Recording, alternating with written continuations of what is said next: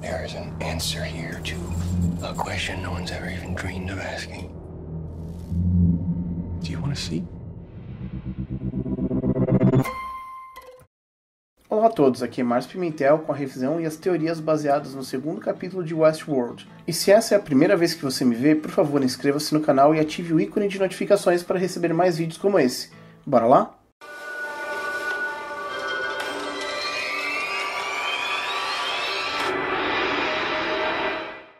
Uma coisa é certa, para todas aquelas pessoas que reclamavam que a série era muito parada e que as coisas demoravam para acontecer, esse segundo episódio foi repleto de revelações.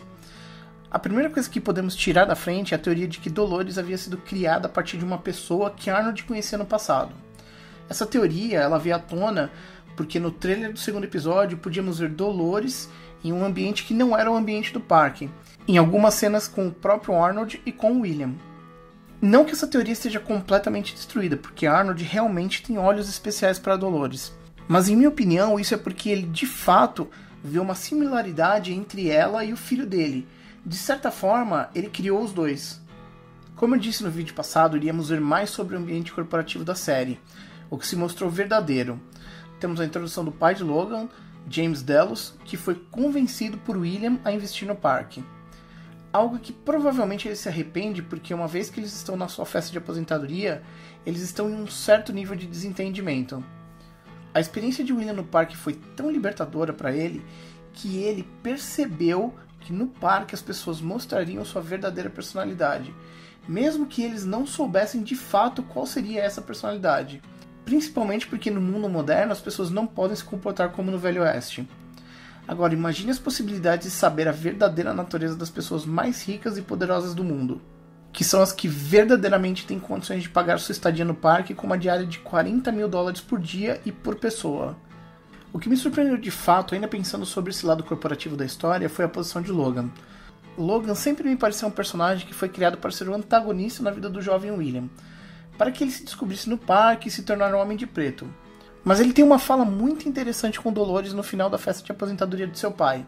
Ele disse: enquanto as pessoas estão lá dentro, comemorando e se alimentando, a espécie humana vai queimar. E o mais engraçado foram eles que acenderam o fósforo. O que me leva a pensar que ele estava de fato certo quando ele disse para os hosts que pediam dinheiro de investimento para ele, em nome de Robert e Arnold, que o pai dele não reconheceria o futuro, nem que esse futuro o acertasse com um chicote no rabo. E isso abre uma possibilidade. Da mesma forma que Robert teve 30 anos para se preparar após a morte de Arnold para a revolução dos hosts, William fazer toda a observação e coleta de DNA de todos os visitantes do parque, o personagem que poderia lutar de alguma forma em prol da humanidade seria o Logan, a não ser que ele tenha de fato se afundado nas drogas. O que eu acredito ser um desperdício de personagem. Então eu mantenho aí minha teoria, Logan lutando pela sobrevivência da humanidade. Seria legal, não seria?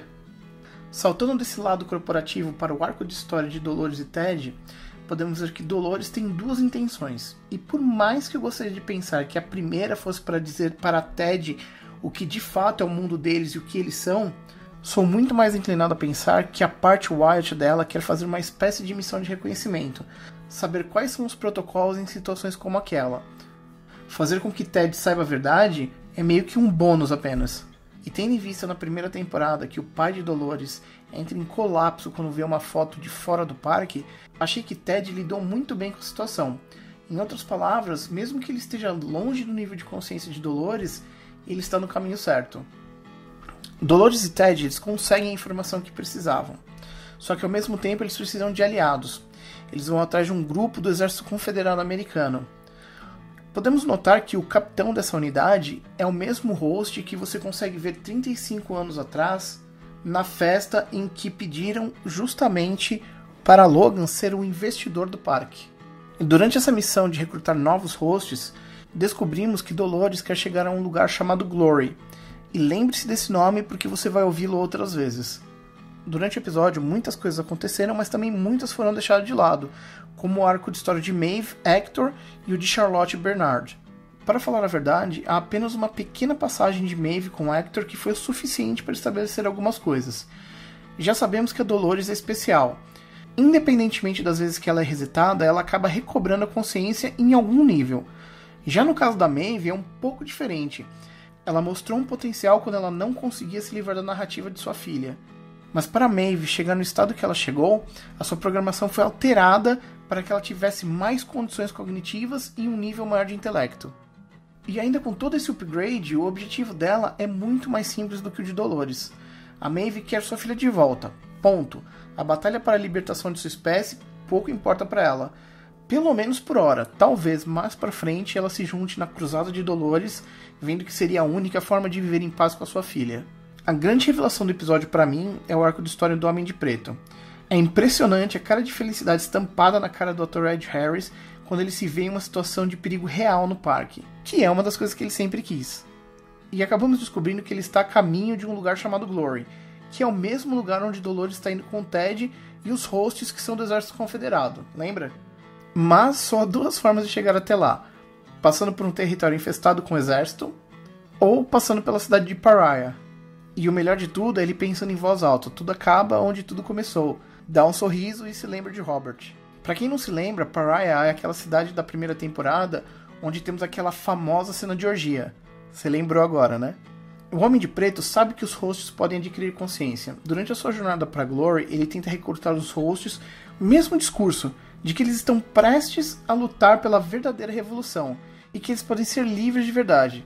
Tecnicamente, um host não entenderia isso. A primeira vez que ele usa esse discurso é com Lawrence em um bar, onde ele retira uma misteriosa bolsa vermelha de dentro da parede, que ele fala que é tecnicamente roubar no jogo. Mas que tudo bem, porque se Robert mudou as regras do jogo, ele pode dar uma trapaceada de leve. Ainda não sabemos ao certo o que tem dentro dessa bolsa, mas provavelmente é algo como o charuto que ele leva para dentro da cela com o Hector quando ele está preso na primeira temporada. Além, é claro, dos itens de cura, como o mesmo tipo de aparelho que se usa para curar as feridas dos hosts, que ele vai provavelmente usar em seu braço baleado no final da temporada passada. A segunda vez que ele tenta usar o discurso da verdadeira revolução é com um novo host que está com a narrativa do Bandido ao Laço, que está fantástico sendo impersonado por Giancarlo Esposito. A cena, na minha opinião, é o ponto alto do episódio. Não só pelas atuações de grandes atores, mas pela revelação de que Robert quer que William termine o jogo proposto para ele, mas sem a ajuda de ninguém. E aliás, mesmo que supostamente morto, Robert ainda continua disparado o personagem mais impressionante e cheio de recursos na história. Em algumas teorias dizem que o corpo morto durante o jantar de apresentação de sua última narrativa é o de um host. E pra mim não é. A primeira coisa que vem em mente é que ele planejou tudo. Tempo, inteligência e recursos ele tinha. E se ele programou os hosts para falar com William durante o jogo dele, ótimo. Mais uma vez, Ford foi um grande personagem e estrategista. Mas tem uma coisa que não sai da minha cabeça. Acredito que ele conseguiu de alguma forma colocar a sua consciência dentro do mainframe do parque. Ok, eu sei que parece exagerado, mas olha os indícios que eu me baseei. Em seu discurso final ele fala que está se aposentando e faz a citação de Mozart e Chopin, em que eles não morreram, viraram música. Além disso, tem a coleta de DNA por parte da Delos, dentro do parque que Robert diz que é Deus. Ou seja, ele provavelmente sabe disso, meio que abrindo a porta para criar um corpo sintético para ele no futuro. E isso tudo combina com o fato dele ser um dos personagens com o maior ego que eu já vi. Pessoas com ego elevado não se matam ou se deixam matar. Talvez a consciência dele seja distribuída dentro da rede dos hosts, meio que em todos os lugares e em lugar nenhum ao mesmo tempo. A famosa onipresença, mais uma característica de Deus, fora o dom da criação e da onisciência se ele estiver de fato dentro de cada host. Mas isso por hora é apenas um devaneio da minha cabeça. Já foram estabelecidos o objetivo do grupo de Dolores e do Homem de Preto, que é a chegada até Glory, onde no finalzinho do episódio Dolores revela que não é um lugar, mas sim uma arma. E em outro momento do episódio, o Homem de Preto diz que construiu. Só que na minha opinião, o próximo episódio vai tratar do objetivo de Maeve e Hector, e ainda vamos ter que ver o que vai acontecer com Bernard e Charlotte. Em outras palavras, vai demorar um tempo para vermos Dolores e o Homem de Preto novamente em sua jornada até Glory. Agora, o que eu tenho aguardado com ansiedade é o arco de história de Bernard, porque definitivamente vai ser o que vai mais chamar a minha atenção para os pequenos detalhes e nuances. No primeiro episódio, ele por perda de fluido cerebral vai sofrer com algumas coisas como sensação de perda de tempo, dissonância cognitiva, que é o sintoma de apresentar pensamentos inconstantes, afásia, que é a incapacidade de compreender e formar linguagem, e finalmente propagnósia, que é a incapacidade de conseguir diferenciar um rosto do outro. Em outras palavras, o que for mostrar de Bernard não será nem um pouco confiável como fonte de informação, e por isso vamos ter que prestar muito mais atenção nos pequenos detalhes.